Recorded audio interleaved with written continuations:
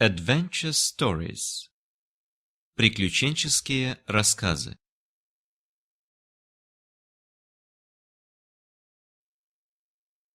My aunt was a big woman, very tall, with a strong mind and will. She was what you may call a very manly woman. My uncle was a thin, small man, very weak, with no will at all. He was no match for my aunt. From the day of their marriage, he began to grow smaller and weaker. His wife's powerful mind was too much for him. It undermined his health, and very soon he fell ill. My aunt took all possible care of him. Half the doctors in town visited him and prescribed medicine for him, enough to cure a whole hospital. She made him take all the medicines prescribed by the doctors, but all was in vain.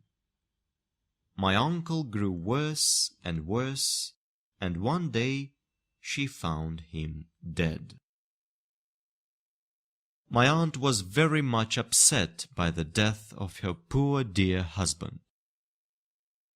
Perhaps now she was sorry that she had made him take so much medicine, and felt perhaps that he was the victim of her kindness. Anyhow, she did all that a widow could do to honor his memory. She spent very much money on her mourning dress. She wore a miniature of him about her neck, as large as a small clock, and she had a full-length portrait of him always hanging in her bedroom. All the world praised her conduct. A woman who did so much to honor the memory of one husband deserves soon to get another, said my aunt's friends. Some time passed, and my aunt decided to move to Derbyshire, where she had a big country house. The house stood in a lonely, wild part of the country, among the grey Derbyshire hills. The servants, most of whom came with my aunt from town, did not like the sad-looking old place. They were afraid to walk alone about its half-empty, black-looking rooms. My aunt herself seemed to be struck with the lonely appearance of her house. Before she went to bed, therefore, she herself examined the doors and the windows and locked them with her own hands. Then she carried the keys from the house, together with a little box of money and jewels, to her own room. She always saw to all things herself. One evening, after she had sent away her maid, she sat by her toilet table arranging her hair. For in spite of her sorrow for my uncle, she still cared very much about her appearance. She sat for a little while, looking at her face in the glass, first on one side, then on the other. As she looked, she thought of her old friend, a rich gentleman of the neighborhood, who had visited her that day, and whom she had known since her girlhood. All of a sudden, she thought she heard something move behind her. She looked round quickly, but there was nothing to be seen. Nothing but the painted portrait of her poor dear husband on the wall behind her. She gave a heavy sigh to his memory, as she always did whenever she spoke of him in company, and went on arranging her hair. Her sigh was re-echoed. She looked round again, but no one was to be seen. "Oh, it is only the wind," she thought, and went on putting her hair in papers. But her eyes were still fixed on her own reflection, and the reflection of her husband's portrait in the looking-glass. Suddenly it seemed to her that in the glass she saw one of the eyes of the portrait move. It gave her a shock. "I must make sure," she thought, and moved the candle so that the light fell on the eye in the glass. Now she was sure that it moved. But not only that, it seemed to give her a wink, exactly as her husband used to do when he was living. Now my aunt got really frightened. Her heart began to beat fast. She suddenly remembered all the frightful stories about the ghosts and criminals that she had heard. But her fear soon was over.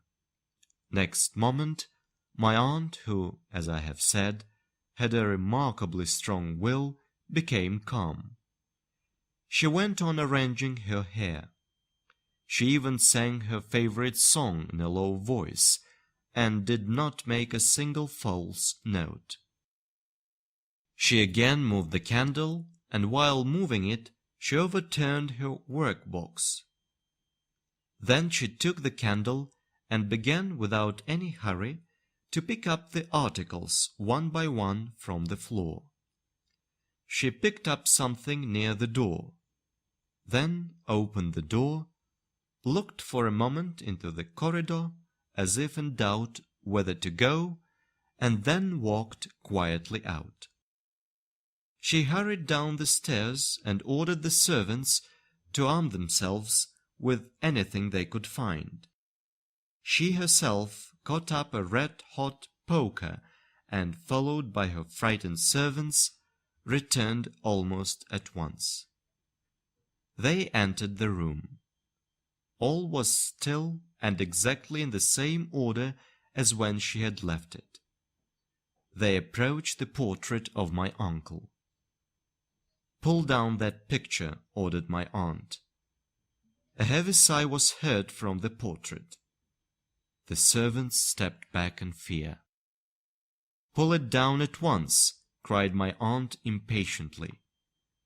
The picture was pulled down, and from a hiding place behind it they dragged out a big black-bearded fellow with a knife as long as my arm, but trembling with fear from head to foot. He confessed that he had stolen into my aunt's room to get her box of money and jewels when all the house was asleep. He had once been a servant in the house, and before my aunt's arrival had helped to put the house in order. He had noticed the hiding place when the portrait had been put up. In order to see what was going on in the room, he had made a hole in one of the eyes of the portrait. My aunt did not send for the police. She could do very well without them. She liked to take the law into her own hands. She had her own ideas of cleanliness also. She ordered the servants to draw the man through the horse-pond in order to wash away his crimes, and then to dry him well with a wooden towel. But though my aunt was a very brave woman, this adventure was too much even for her. She often used to say, "It is most unpleasant for a woman to live alone in the country." Soon after, she gave her hand to the rich gentleman of the neighborhood.